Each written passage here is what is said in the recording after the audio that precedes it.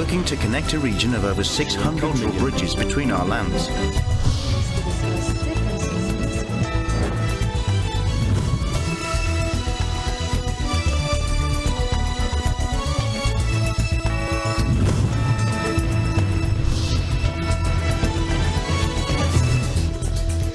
Good evening, Amalma Angeles. You're watching ASEAN in Focus on today's headlines. Announced that at least Thailand's two major opposition parties dominated Sunday's national elections, with voters rejecting nearly a decade of military-backed government. It's very dangerous. Cyclone Mocha crashed through Myanmar and southeastern Bangladesh, sparing sprawling refugee camps, but bringing a storm surge to swathes of western Myanmar, where communications were largely cut off. Mocha made landfall between Cox's Bazar in Bangladesh and Myanmar's Sittwe, packing winds of 195 kilometers per hour.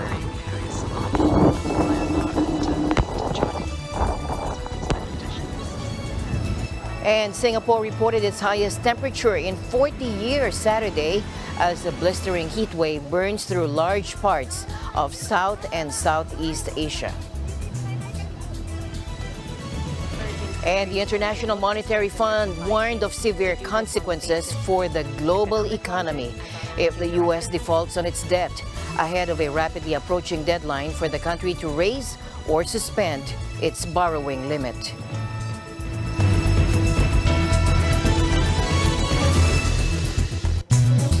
First in our news, Thailand's two major opposition parties dominated Sunday's national elections, with voters rejecting nearly a decade of military-backed government. MFP leader Pita Limjaroenrat said his party could take 160 of the 500 lower house seats, declaring that the results closed the door on any chance of army-backed parties forming a minority government. at least we'll be passing the objective or the goal of the campaign. We have started with the objective of campaign to have more than 3 digits of new MPs.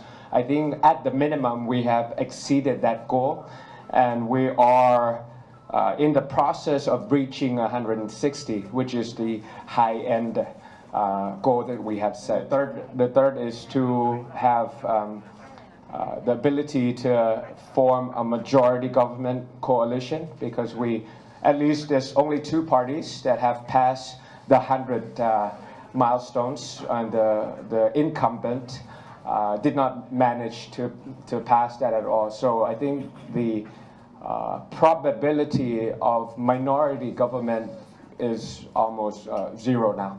So it's definitely on the card. Before and after election results, I think we have proved time and time again that if we form it together, we'll be able to answer all the challenges that the country is facing. So right now is only 60%. So tomorrow is going to be the official result for tomorrow. So we wait until that time.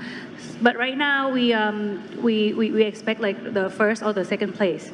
So anyone can win, so they can set the government. I'm happy for them actually, but at least like we used to work together. So yeah, happy for them. Because if Kaokai come first, then they have the right to initiate the coalition. Prime Minister Prayut's United Thai Nation Party lay third on 2.8 million, though it is not yet clear how the popular vote will translate into parliamentary seats. Despite their success, MFP and Pheu Thai may still face a battle to secure power thanks to the junta-scripted 2017 constitution. The new premier will be chosen jointly by the 500 elected MPs and 250 Senate members appointed by Prayut's junta, stacking the deck in the army's favor. Adding to the uncertainty, rumors are already swirling that MFP could be dissolved by court order, the same fate that befell its predecessor, Future Forward Party, after it performed unexpectedly well at the 2019 poll. Thai Prime Minister Prayut Chan-o-cha said he will continue to do his best regardless of the result of the election when leaving the United Thai Nation Party's headquarters after the polls closed. Let's listen in. ขอขอบคุณทุกคะแนนเสียงที่ให้มากับสสเขตนะครับแล้วก็พรรครวมไทยสร้างชาติด้วยนะครับขอขอบคุณทุกคะแนนเสียง พวกผมนั้นก็ยืนยันนะครับว่าจะทำหน้าที่ต่อไปให้ดีที่สุดนะครับไม่ว่าจะในหน้าที่ใดก็ตามนะครับ The former general made an unashamedly nationalist speech to older voters, painting himself as the only candidate capable of saving Thailand from chaos and ruin. But he struggled badly in the polls, blamed for a sputtering economy and feeble recovery from the pandemic, which battered the kingdom's crucial tourism industry.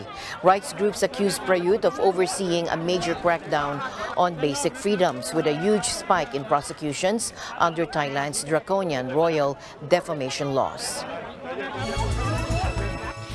Cyclone Mocha crashed through Myanmar and southeastern Bangladesh, sparing sprawling refugee camps, but bringing a storm surge to swathes of western Myanmar, where communications were largely cut off.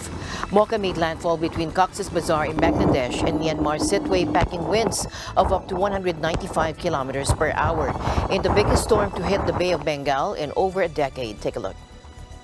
It's a very dangerous cyclone, as I said. It's associated with violent winds. And what's especially concerning here in this part of the world is the storm surge is forecast to have a height of about 2 to 2.5 meters above the normal astronomical tide level. This is likely to inundate low-lying areas of North Myanmar and adjoining southeast Bangladesh coasts. As you know, Cox's Bazar hosts the world's biggest refugee camp. There are approximately 1 million Rohingyas who are living here, and they have been in displacement for many years. And they are exposed to quite a number of disasters, and they almost completely depend on humanitarian assistance. And this cyclone comes at a time where our funding is also going down. The expected area of impact in Rakhine is low-lying and highly prone to flooding. Heavy rains and strong winds are also expected to hit inland communities, so away from the coast in Myanmar's northwest, which are also prone to landslides and flooding.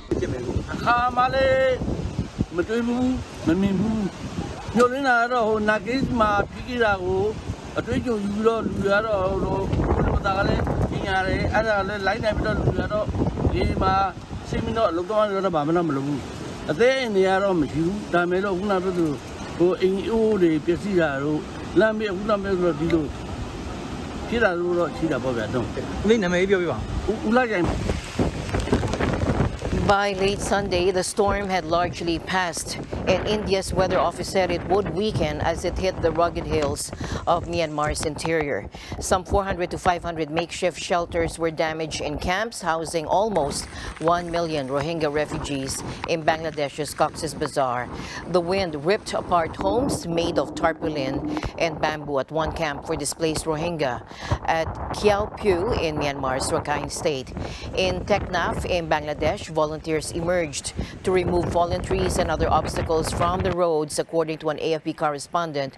Disaster official Kamrul Hassan said the cyclone had caused no major damage in Bangladesh, adding authorities had evacuated 750,000 people ahead of the storm.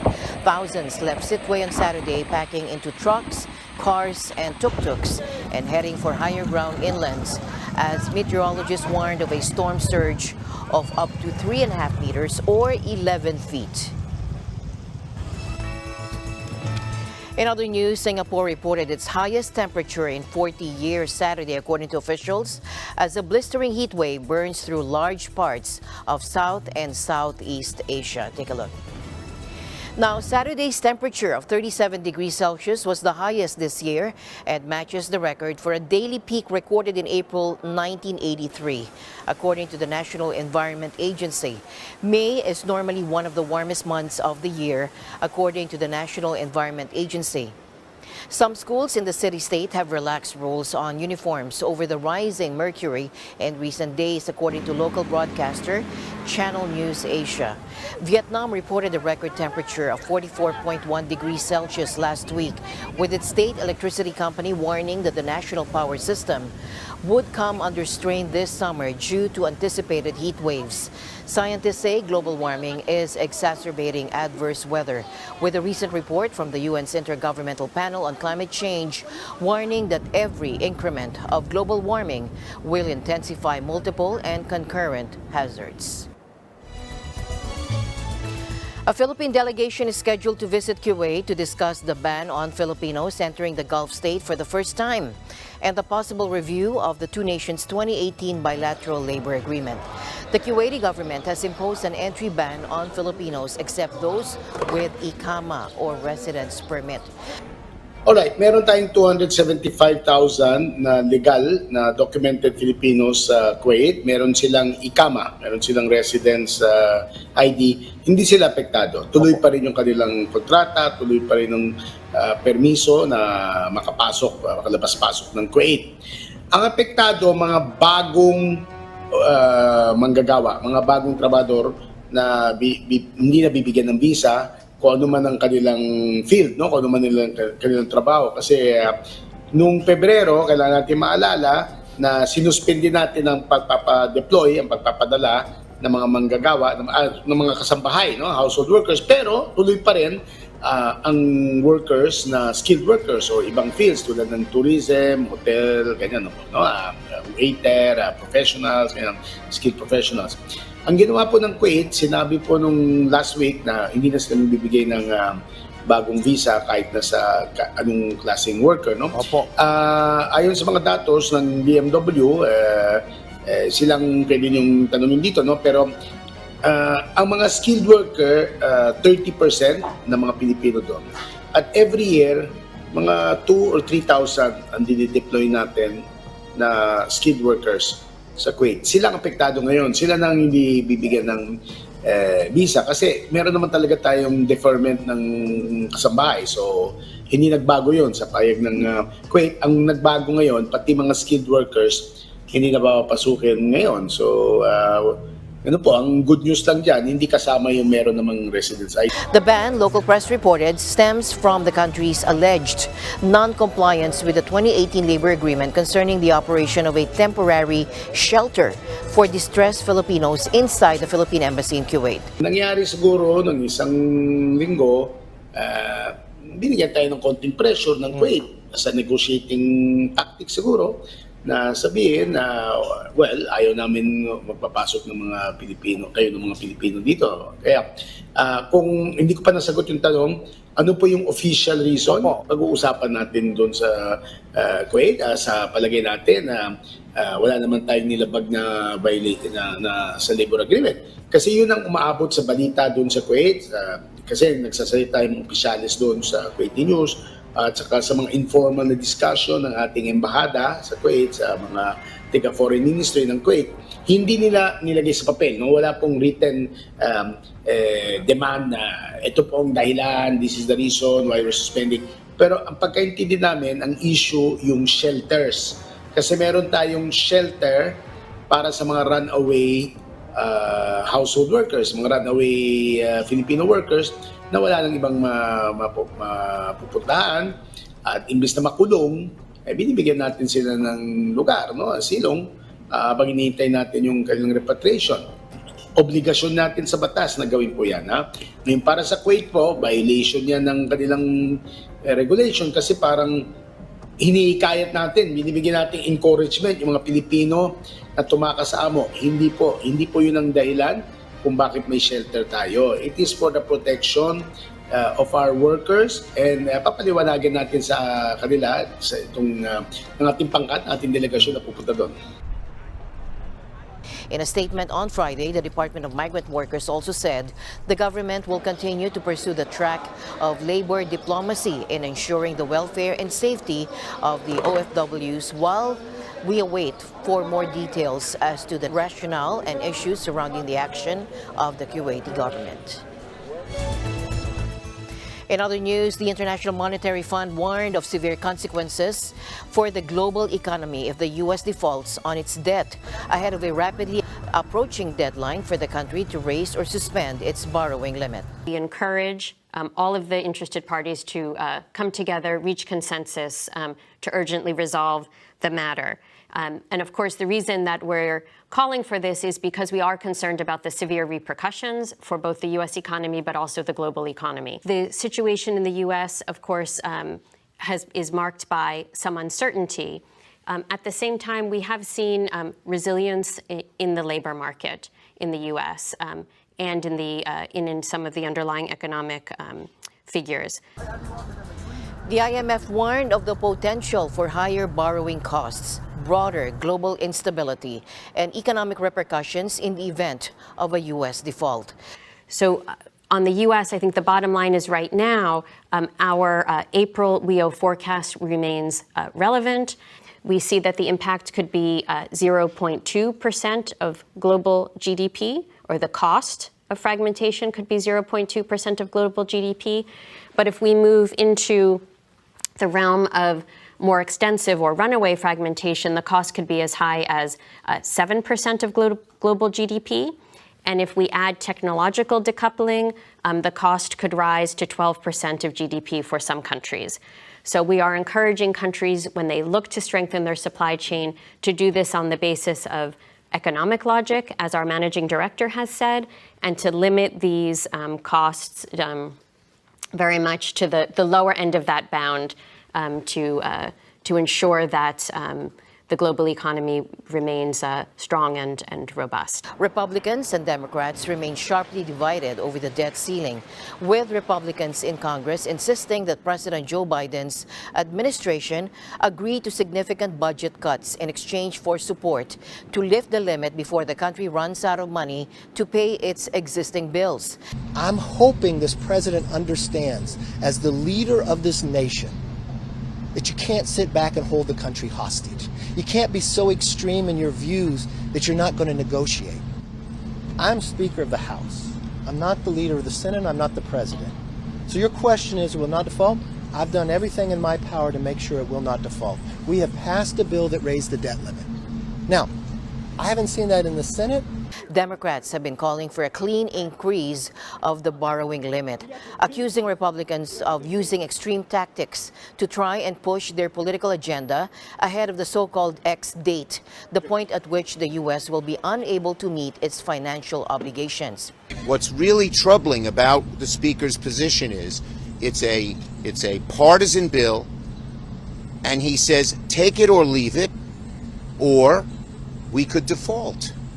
By not taking default off the table, Speaker McCarthy is greatly endangering America and making it much harder to make progress on budget negotiations. Because if we default on our debt, the whole world is in trouble.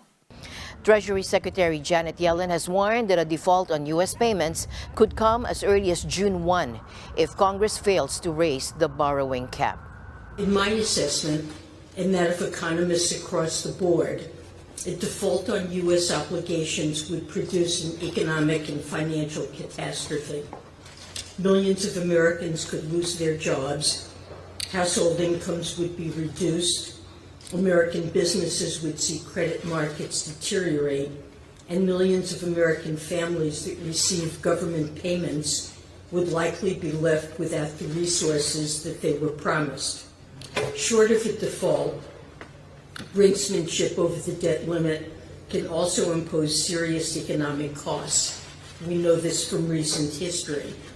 As we learned in 2011, just the serious threat of default can lead to a downgrade of our credit rating and a weakening of consumer confidence. We could see a rise in interest rates drive up payments on mortgages, auto loans, and credit cards. We're already seeing spikes in interest rates for debt due around the date that the debt limit may bind. In other news, ASEAN-backed Philippine Chair Joey Concepcion was with President Marcos in the 42nd ASEAN Summit in Indonesia. Here's Mr. Concepcion as he talks about nano businesses. Those businesses, quote, run by single proprietors, nano being the default, the smallest unit and far smaller than micro. Let's listen in. 10 kaming mga leaders dito. Ako ang chairman dito sa Pilipinas, ang ASEAN Business Advisory Council.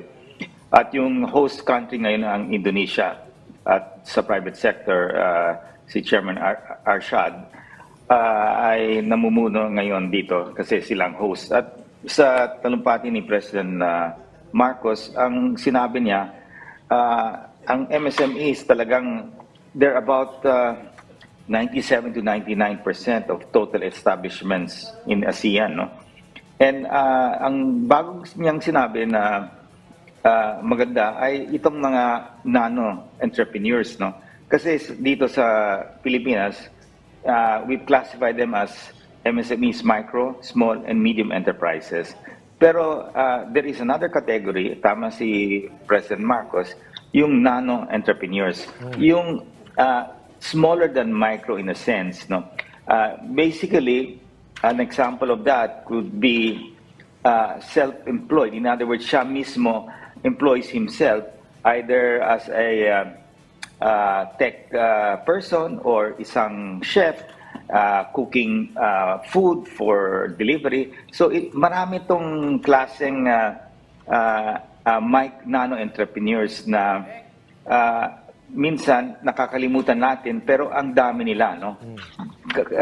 Kasama ito mga content creators natin, no? Mga bagong influencers. Ang dami-dami ngayon mga influencers at content creators ngayon. Mismo sila ang may-ari ng negosyo at sila ang empleyado ng negosyo nila, no? So they're just employing themselves. So these are what we call nano entrepreneurs, no? And that's one sector that he said that we should now really embrace as part of the MSMEs, and I totally agree with that, no?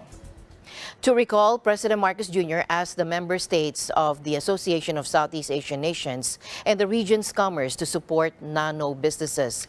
In his intervention during the ASEAN Leaders Interface with representatives of the Association of Southeast Asian Nations Business Advisory Council, or ASEAN-BAC, Marcos said nano businesses, an informal and still unrecognized business category, has been impacting lives of people in the region every day, but somehow ignored.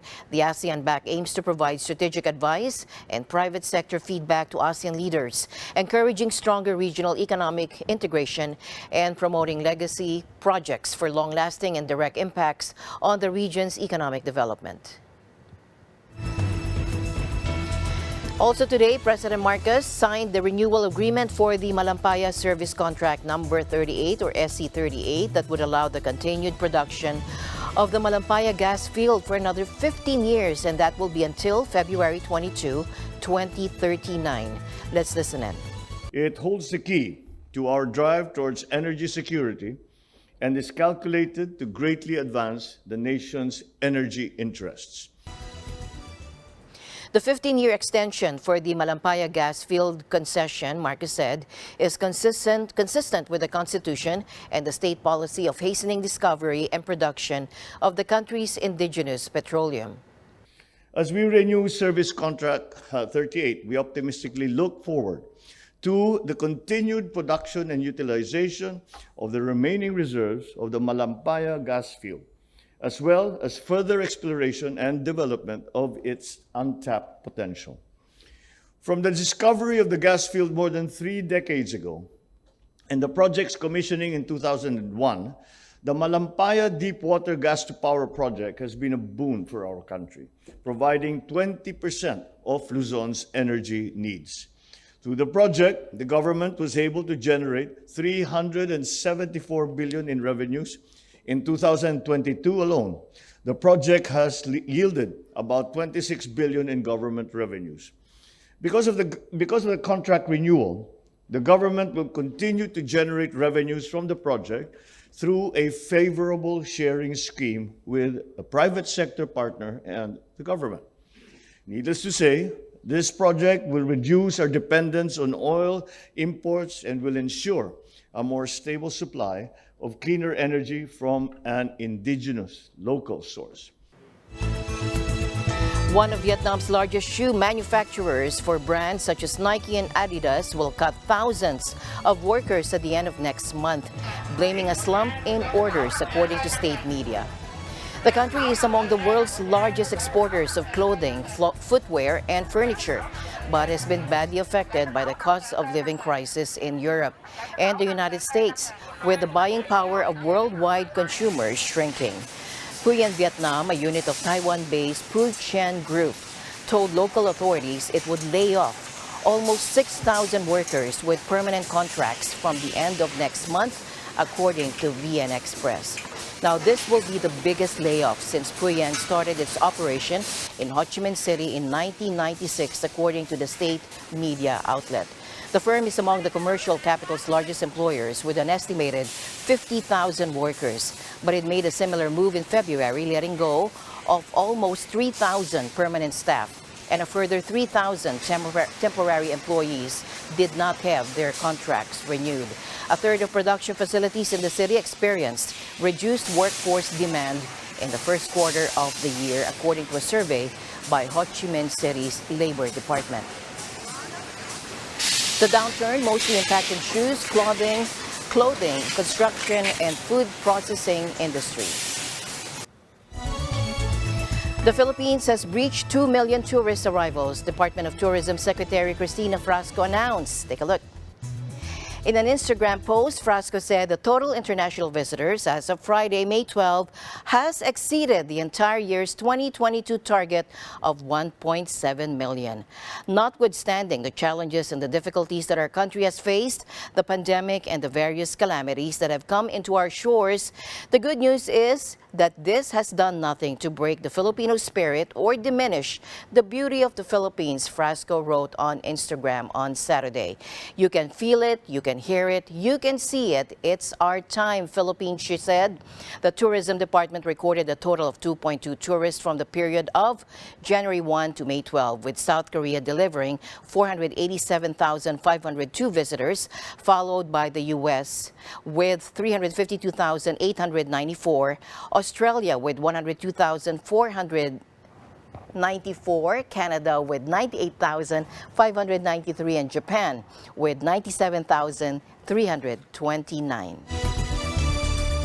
As my usual habit, I'd like to end the day on a positive note. Let's encourage and build each other up so that no one is left behind. And that's it for tonight's broadcast. I'm Alma Angela. Stay in the news because we live in extraordinary times. Good night.